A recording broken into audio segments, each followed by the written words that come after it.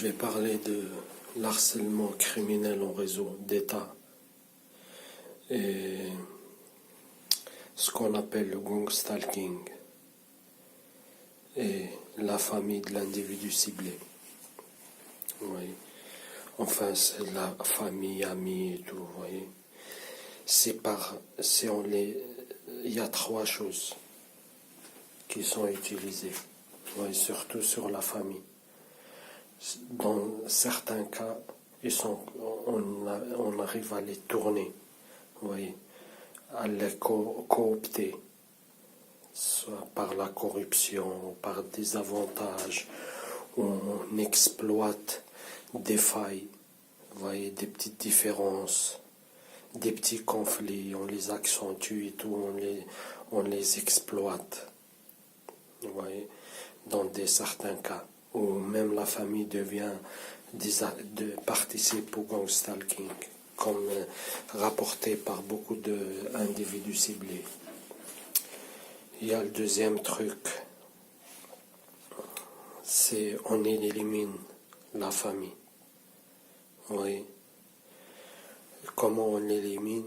Comme ils ont fait avec le père parce qu'il se tenait le père de Béatrice Elbez. Moi je vous le dis, hein, elle n'est pas folle, c'est une vraie victime d'expérimentation étatique, ce qu'on appelle le gang stalking et l'harcèlement électromagnétique. Vous voyez, parce que son père il l'a soutenu, il a dénoncé les méthodes et l'internement abusif. Ils ont fait quoi? Ils l'ont interné, lui aussi je crois, si je ne me trompe pas, ils ont fait un faux diagnostic, ils l'ont bourré avec des médicaments, après ils l'ont coupé la jambe, ils l'ont rendu un légume infirme, après il était mort. Vous voyez, on l'élimine. L'élimination. Et des fois, ils utilisent un accident. Ils peuvent mettre plein de trucs. Un accident ou avec des médecins corrompus, on le fait des faux diagnostics. On utilise par exemple une aiguille ou un truc contaminé. On le fait à une fausse ordonnance avec des médicaments nocifs et dangereux pour créer, vous voyez, créer une maladie, faire des faux diagnostics médicaux, vous voyez, faire des fausses opérations, assassiner carrément, vous voyez, ou les faire passer pour fous internement, pareil. Hein. Ou troisième truc, c'est quoi? C'est la manipulation. Vous voyez, on le fera croire que par exemple leur fils ou leur frère ou leur cousin ou leur est fou par la manipulation, vous voyez, par ce qu'on appelle le gaslighting. Ils mettent en scène des trucs de manipulation et tout pour, vous voyez, ils exploitent les petites différences et tout, nanani, et ils font croire ça pour isoler la cible, pour que personne ne la croie. Et ces trois méthodes, rappelez-vous de ça bien, hein, les trois méthodes utilisées. Soit on les copte en les achetant vous voyez, en les faisant chanter, ou en les achetant par des promotions, des logements, des papiers, ou des avantages et tout. Deuxièmement, en les éliminant, vous voyez, médicalement ou socialement, professionnellement, vous voyez, ou carrément par accident provoqué, ou faux diagnostic médical, ou faux diagnostic psychiatrique.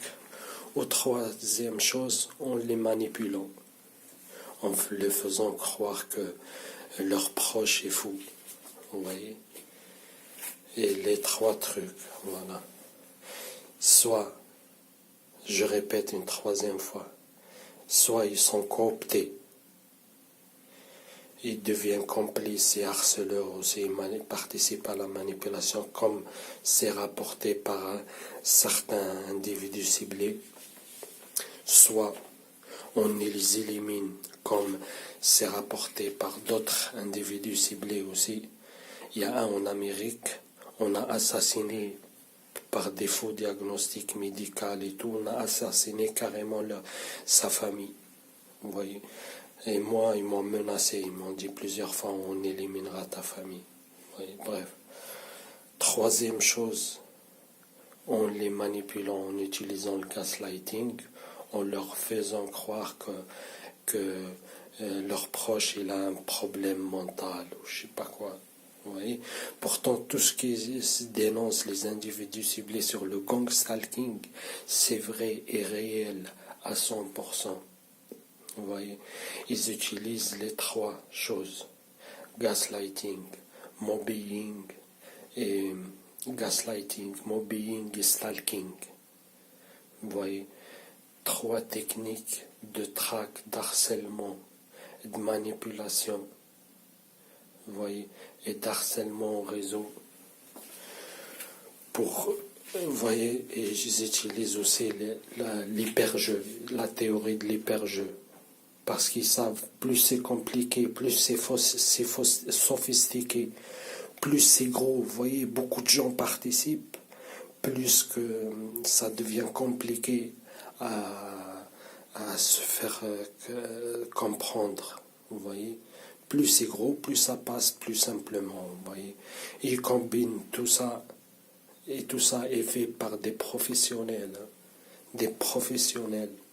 Et c'est pas un ou deux ou trois, c'est les renseignements militaires et la police et leurs milliers d'indiques qui participent, vous voyez, à l'espionnage, généralement infiltré tout autour de la cible et de sa famille. Et ils deviennent des faux amis, vous voyez, participent à la manipulation, à influencer la famille ou la cible, vous voyez. Et la manipulation, voilà, vous voyez. Et comme ça, et quand ils arrivent à faire, et c'est important, hein, c'est très très important, tout ça, vous voyez, c'est très important. Si la cible, elle n'est pas isolée, sans aucun soutien, et sans dossier psychiatrique, ils auront du mal à faire leur programme jusqu'au bout.